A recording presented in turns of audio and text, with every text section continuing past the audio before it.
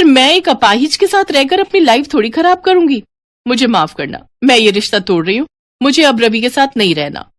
तारा, मैंने तुमसे शादी की, हमने 7 फेरे लिए, मैंने तुम्हें अपनी पत्नी माना और तुम मुझे इस मुसीबत के पल में छोड़कर जा रही हो। तारा, तुम तो रवि से प्यार करती हो ना?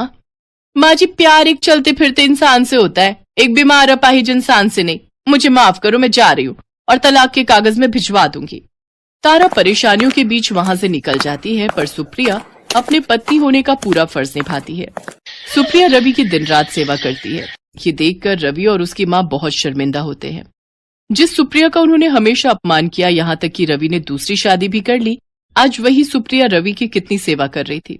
सुप्रिया की मेहनत रंग लाती है और रवि कुछ ही दिनों में थोड़ा थोड़ा ठीक होने लगता है। जब ये बात तारा को पता चलती है तो वो वापस आ जाती है। आई एम सॉरी रवि, मुझे माफ कर दो। माँ जी, मैं घबरा गई थी, अब मैं वापस आ गई हूँ। देखना, रवि बहुत जल्दी ठीक हो जाएंगे। तुम ठीक कह रही हो तारा, मैं बहुत जल्दी ठीक हो जाऊंगा, पर तुम्हारी वजह से नहीं, अपनी पत्नी सुप्रिया की वजह से। निकल जाओ मेरे घर से और आज के बाद मेरे सामने भी मत आना। मैं तलाक के कागज तुम्हें भिजवा दूंगा। मेरी पत्नी सुप्रिया है और हमेशा वही रहेगी। रवि ठीक कह रहा है और मेरी बहू भी सुप्रिया है, तू नहीं। तू तो मतलबी इंसान है। मुसीबत के वक्त में मेरे बेटे को छोड़ कर गई। अब चली जा यहाँ से, दफा हो जा। तारा सुना नहीं माँ जी और रवि ने क्या कहा?